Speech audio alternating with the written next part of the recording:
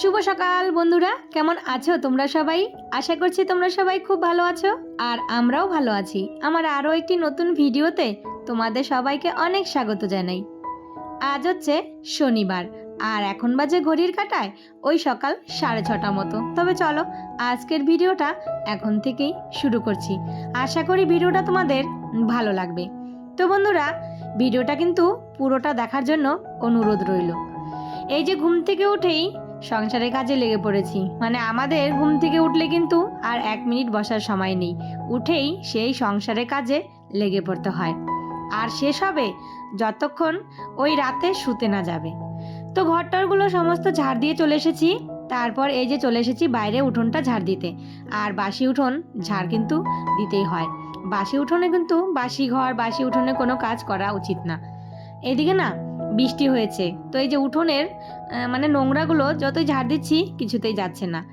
তো এইদিকে উঠোনটা কিন্তু আমার আবার সেই আগের মতন শ্যাওলা পড়ে গেছে। এই যে মাঝখানে কয়েকদিন বৃষ্টি হলো না, একটা না যদি 2-3 দিন পর পর বৃষ্টি হয় না, তাহলেই এই অবস্থা হয়ে যায়। আবার সেই ব্লিচিং দিতে হবে, তারপর গিয়ে পরিষ্কার হবে। তো এদিকে উঠোনটা ঝাড় দিয়ে তারপর রাস্তার সামনেটা একটু জল দিয়ে আসলাম। তারপর এই যে সিঁড়ির সামনেটা আর এই যে এই জায়গাটা একটু ভালো করে ধুয়ে দিলাম। কেন বলো তো, সিঁড়িটা ওই যে জুতোগুলো রাখা হয় আর সেগুলো একটু কাদা কাদা হয়ে যায়, বিশেষ করে এই বর্ষার দিনে। তারপর ব্রাশটা করে চলে এসেছি রান্নাঘরে। তো এদিকে 2 গ্লাস জল আর হচ্ছে কয়েকটা ছোলা মটর ছিল, ভিজে রেখেছিলাম, তো সেটা খেয়ে নিলাম। এর মাঝে কিন্তু আমার চান টান হয়ে গেছে।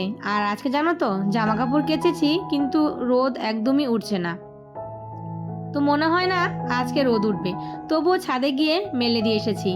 আর ঝিরঝির বৃষ্টি কিন্তু পড়ে যাচ্ছে। আর এইদিকে সকাল সকাল শাশুড়ি মা কতগুলো শাক কুড়িয়ে নিয়ে দিয়েছে। আমরা কিন্তু এই শাকগুলোকে বলি ঢেঁকি শাক। তো তোমরা কি এগুলো চেনো আর কি নামে জানো অবশ্যই কমেন্ট করে জানিও। তো রান্নাঘরে এসেছি। আর আজকে না টিফিন করব না, হাজবেন্ডের জন্য একবারে ভাত করে পাঠাবো। তাই তাড়াতাড়ি করে একদম রান্না বসিয়ে দিচ্ছি। হাজবেন্ড বলেছে ডিমের ঝোল ভাত করতে, তাই ভাবলাম যে ডিমের ঝোল আর হচ্ছে ডাল আর ঢেঁকি শাক ভাজি করব। এখনো কিন্তু চাটাও খাওয়া হয়নি আমাদের। চিনির কৌটোটা চাপাতির কৌটোটা খালি হয়ে গেছিল, তারপর সেগুলো ভরে নিলাম। এদিকে চা বসিয়েছি, কিন্তু আমার জন্য কিন্তু আগে লাল চাটা নামিয়ে তারপরে কিন্তু সবার জন্য দুধ চা বসিয়েছি। তো এদিকে চাটা নিয়ে নিলাম, একটা হচ্ছে আমার আর হচ্ছে দুটো, একটা শাশুড়ি মায়ের আর একটা হচ্ছে আমার দিদার। চাটা খেয়ে 1 মিনিটও কিন্তু বসার সময় পাইনি। কেন বলো তো, ওই যে হাজবেন্ড বলেছে আমাকে 9টার মধ্যে খাবার পাঠিয়ে দিবে, তাই তাড়াতাড়ি করে বললাম যে ঘুম থেকে উঠে এই সমস্ত বাসি কাজগুলো সেরে চান করে একদম সোজা রান্নাঘরে চলে এসেছি। তো এদিকে ভাতটা বসিয়ে দিয়েছি আর ডিম আর আলুটাও সেদ্ধ করে নিলাম। আর এদিকে না ডালটা বসিয়ে দিলাম। তো উনুনে 2টো কড়াই বসিয়ে দিয়ে তাড়াতাড়ি রান্নাগুলো সেরে ফেলবো। আর এইদিকে ডিমের খোসাগুলো কিন্তু যত্ন করে রেখে দিচ্ছি, এগুলো সব গাছের গোড়ায় দিব, সার হিসেবে এগুলো কাজে লাগবে। আর এইদিকে দেখো ভাতও আমার হয়ে গেছে। তো এইদিকে আমার ডিমের ঝোলটাও হয়ে গেছে। কেন বলো তো, সমস্ত মশলাগুলো রেডি করা আছে, ডিম আর আলুটা সেদ্ধ করে তারপর ঝোলটা বসিয়ে দিয়েছি। আর ঝোলটা কিন্তু একটু বেশি করেই করেছি। আর এইদিকে এই যে মানে শাকটা এনেছিল ঢেঁকি শাকটা, তো সেটা কিন্তু একটু মানে ডাল বসিয়েছিলাম না, তো সেই ডালটা একটু সেদ্ধ হয়েছে না, সেই ডালটা তুলে রেখে সেই ডালটা দিয়ে পেঁয়াজ দিয়ে বেশি করে ভেজেছি। এইভাবে খেয়ে দেখো, বেশ ভালো লাগে খেতে। তো এর মধ্যেই এই দেখো বলতে না বলতে বৃষ্টি শুরু হয়ে গেছে। জামা কাপড়গুলো একদমই শুকোয়নি, তাড়াতাড়ি করে চলে আসলাম জামা কাপড়গুলো তুলতে। তোমরা যারা এই পর্যন্ত আমার ভিডিওটা দেখছো, তো প্লিজ বন্ধুরা একটা লাইক দিয়ে দিও। আর আমার এই ভিডিওর কোনো অংশ যদি ভালো লেগে থাকে তাহলে অবশ্যই ছোট্ট একটা কমেন্ট করে জানিও। আর যারা আমার পরিবারে নতুন এসেছো তারা কিন্তু অবশ্যই চ্যানেলটা সাবস্ক্রাইব করে আমার পাশে থেকো। আর হ্যাঁ, তোমাদের পরিবারে যাবার জন্য অবশ্যই কিন্তু আমাকে সময় দিও। অনেক বন্ধুরাই আছো যারা তাড়াহুড়ো করো এসেই, আর তাদের কোনো দেখা নেই, কিন্তু বলে যাও যে আমার বন্ধু হয়েও আমার পাশে থেকো।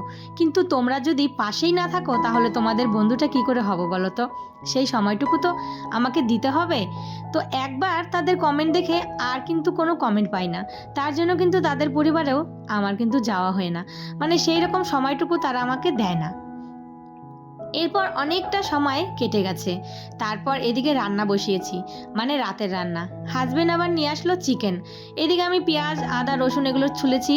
তো এই যে আমি এই যে পেঁয়াজ আদা রসুনগুলো কুচোচ্ছি, তো ছেলে এসে বললো কি, মা আমাকে একটু দাও না, আমিও করব। তো ওকে দিয়েছি, আর ও দেখো সুন্দর করে এগুলো করে দিচ্ছে। আর এই যে হচ্ছে চিকেনটা, এখন এটা ভালো করে ধুয়ে নিব। আমার কি বলো তো, সারাদিন যেমন তেমন রান্নাঘরে কাটিয়ে দেব, কিন্তু রাতের বেলা একদমই এই যে রান্না করতে ভালো লাগে না। হাজব্যান্ডকে বললাম, তুমি কেন এখন আবার চিকেনটা নিয়ে আসলে, কালকে আনলেই পারতে। তো বললো, তুমি সমস্ত কিছু রেডি করে দাও, আমি চিকেনটা না হয় করে নিব। তো এই যে কথাটা বলেছে, এটার মধ্যে কিন্তু অনেকটা ভালোবাসা লুকিয়ে থাকে। তো আমরা মানে সবাই কিন্তু, যে স্বামী স্ত্রী দুজনে যদি দুজনের দুঃখ কষ্ট না বুঝি, তাহলে কিন্তু এর থেকে আর কষ্ট কিছুই হতে পারে না। তো শ্বশুরবাড়িতে মানে শ্বশুরবাড়িটা যতই খারাপ হোক আর শ্বশুরবাড়ির লোক যতই খারাপ হোক, স্বামী যদি ঠিক থাকে আর স্বামীর ভালোবাসা যদি পাওয়া যায়, তাহলে কিন্তু আমাদের মতো মেয়েদের কোনো কষ্টই থাকে না। সব দুঃখ কষ্ট আমরা কিন্তু ভুলে নিতে পারি। তো এদিকে দেখো, এই যে হাজবেন্ড আমার হাতে হাতে রান্নাটা করে দিচ্ছে। আর আমার হাজবেন্ড কিন্তু চিকেনটা খুব ভালো রান্না করতে পারে। মাছের ঝোলটা অতটা পারে না, কিন্তু চিকেন হলে সে কিন্তু খুব সুন্দর রান্না করে দিবে। মাঝে মাঝে আমি ওকে বলি, তুমি আজকে চিকেনটা রান্না করো না, তোমার হাতে চিকেন খেতে খুব ভালো লাগে। তো এদিকে দেখো, চিকেনটার কালারটাও কিন্তু দারুণ এসেছে। এরপর অনেকটা সময় কিন্তু কেটে গেছে, এখন রাত্রি 10টা বাজে। তো ছোট ছেলে আর দিদার খাওয়া হয়ে গেছে, আর আমার বড় ছেলে গেছে দিদুন বাড়িতে। তো এখন আমি আর আমার হাজবেন্ড দুজনে মিলে বসে পড়লাম খেতে। আর মাংসটা যা দারুণ হয়েছে না, মানে অপূর্ব। আর এইদিকে মাংসটা কিন্তু একদম পুরো কষানো হয়েছে, আর ঝোল দিইনি, মানে একটুকুও জল দিইনি, শুধু ভাজা ভাজা। এরকম মাংস খেতে আমার হাজবেন্ড বেশ ভালোবাসে। সাথে এই যে একটু বেগুনও ভেজেছিলাম, বেগুনগুলো একদম সরু সরু। আর সাথে এদিকে ডিমের ঝোলটা আছে, আর একটা শুকনো লঙ্কা নিয়েছি। তো চলো বন্ধুরা, আজকে খেতে খেতে না ভিডিওটা এখানেই শেষ করি। তো ভিডিওটা ভালো লাগলে অবশ্যই কিন্তু একটা লাইক কমেন্ট শেয়ার করে দিও, আর চ্যানেলটা সাবস্ক্রাইব করে আমার পাশে থেকো। সবাই ভালো থেকো, সুস্থ থেকো, আবারও দেখা হবে।